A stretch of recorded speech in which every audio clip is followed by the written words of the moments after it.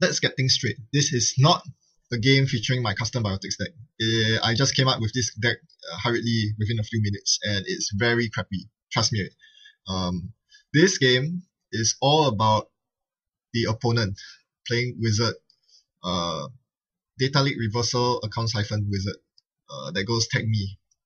So you definitely want to learn as much as you can from him because his deck is pretty polished. In fact, after the game, we had a lengthy discussion on what cards are good includes for Wizard decks, because earlier on, I played a game against him, and I was using my own Wizard deck with DLR and 4 guys. And yes, he was very impressed by how strikingly similar both our decks were. So the only difference essentially is that he's using account siphons, whereas I go for more reliability with Diesel. So that's that. Alright. Into the game now, shall we? You'll notice that he's running very aggressively without a rig, which is what you should do as a runner. Thankfully, he trashed an Ash from my R&D before accessing the Adonis, so he didn't have the recurring credits to trash the Adonis. But this time he gets through because my early ice were all big pieces of ice that I didn't like. And as you can see from my starting hand, it's a horrible hand that I mulligan into. I'm very thankful that the Heimdall one appeared so early, this early on that it did, along with the hedge fund. Otherwise, he would just completely raid my R&D, HQ to bits. And look what he does. He throws everything on the table. Joshua B and a 4 guy. Now he activates the Joshua B. And I'm in a horrible position to trash it. In fact, I can't trash it this turn, because I only have 4 credits. That's not enough to trash both 4 guys and the Joshua B. So I don't really have a choice but to attempt to distract him by beckoning him to enter the remote. He jacks out and runs archives instead. And why does he run archives even though there are no agendas inside? Data leak reversal. Oh man, now it is imperative that I trash the 4 guys because I cannot afford to leave the data leak reversal on the board. And this is, folks, this is why you play 4 guy, even though it costs 1 influencer pop.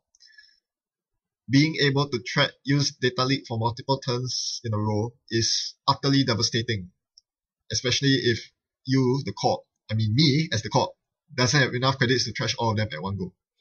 So now I'm in a horrible position, and he continues the hemorrhaging of my server. And he scores another agenda. Thankfully, not too many agendas just yet, considering there are 3 pointers in my deck. I'm pretty lucky that he only found 3 points worth of agendas so far. Alright, so no question here. Everything goes away. I cannot afford to let him trash any more cards from my deck. So, but the Joshua B continues to linger, and as you see, that single Joshua B has provided him with 3 additional clicks worth of tempo. That is so huge, and it still cost me a click and 2 credits just to rid him of that. So at least the worst is over. No, the worst is not over. Account siphon says hi. Thank you for placing a Biorite on top of HQ. I shall now siphon you dry. I draw into my melange, which is great, except that I don't have the credits to play it, and certainly don't have the credits to back it up. The only thing I can do now is to use Jackson and rid my hand of the nasty agendas that have been plaguing it since the very first turn. I thought that installing Ash was a good idea. If he doesn't run it this turn, my Ash can become active, and that will help in getting my melange set up. So let's see. Because notice that he still doesn't have a single breaker. This is what you really should do when playing against HB, because nowadays a lot of people play HB, and I've been struggling all the way to deal with HB. It's such a difficult faction to deal with. You really need to exploit the fact that their ice are porous, and you shouldn't mind clicking through the ice. Of course, my deck is not your typical HB deck. Typical HB decks will get at least 2 layers of ice set up on HQ and R&D, therefore preventing, disallowing the runner to just click through all the ice because they won't have enough clicks to do so. Alright, so he attempts to get through to my remote, and I show him the melange, which he happily trashes. At least I'm forcing him to lose a lot of tempo, because for every time I install an asset in that remote, he has to spend his entire turn clicking through the Eli to access that remote. Even though he trashes it for free, he's paying his entire turn, and all I need to do is to install. Of course, I get rid of the knight because the knight can do nasty things, and then I deliberate and decide to install the Eve campaign. Toll Booth is great. It will stop him cold dead in his tracks, and since he's tagged, I can make use of Toll Booth to prevent him from entering the server completely, comboing that with and scoring an agenda of my own.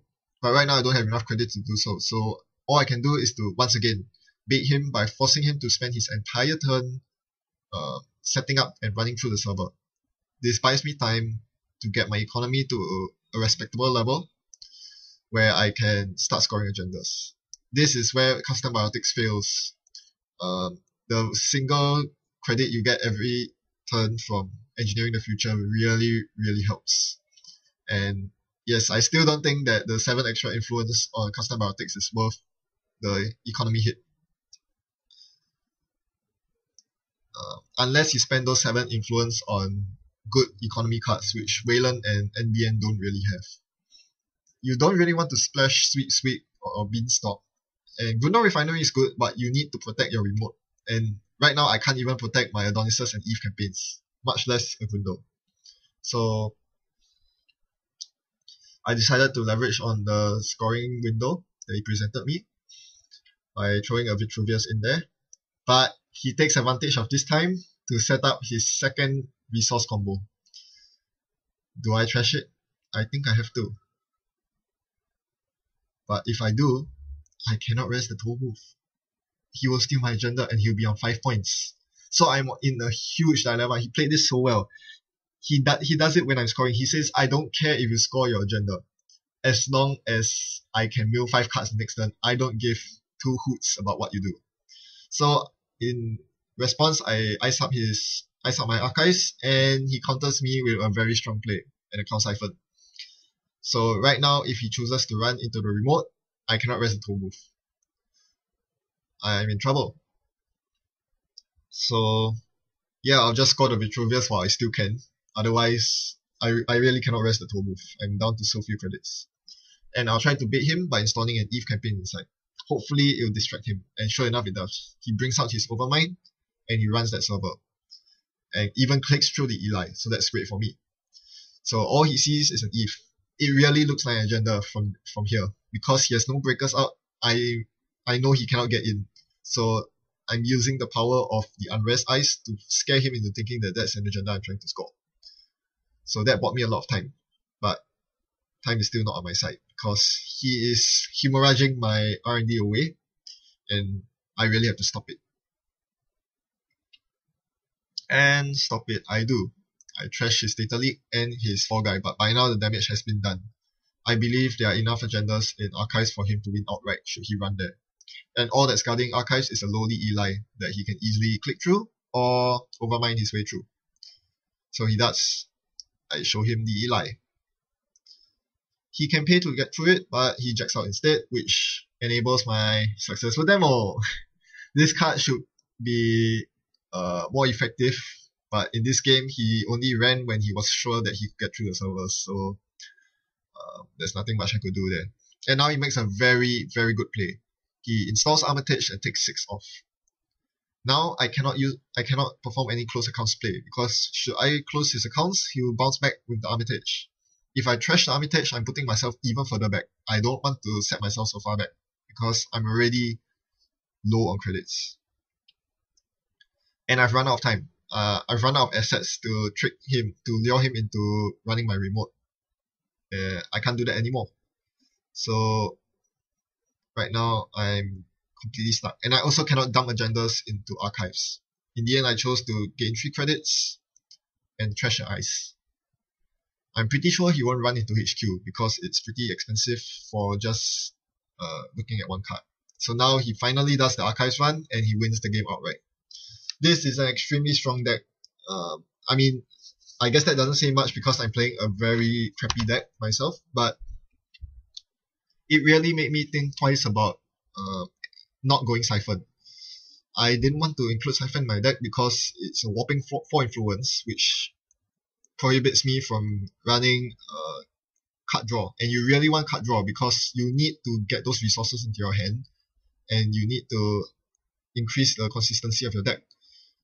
Account Siphon prevents you from doing so. However, just look at how effective it was, especially against HB, because once you know that the ice on HQ is kickable, you can account Siphon all day, and HB generally doesn't have the answers to that. It's a very, very strong way to play. After my discussion with him, I decided to include account Siphons in my deck, give it a shot, because really, it's one of the best cards in the game. How can you not include it? So yeah, I'll see how much success I can have with it. And best of all, I can now threaten all 3 servers. With DLR, I threaten Archives and R&D simultaneously, because now he is prone to decking. And account Siphon is there to threaten corps who do not ice up HQ adequately. And of course, with Knights and Overminds, getting into remotes is a trivial matter for Trivia Master Whizzard. Thanks for watching, happy net running, and see you around.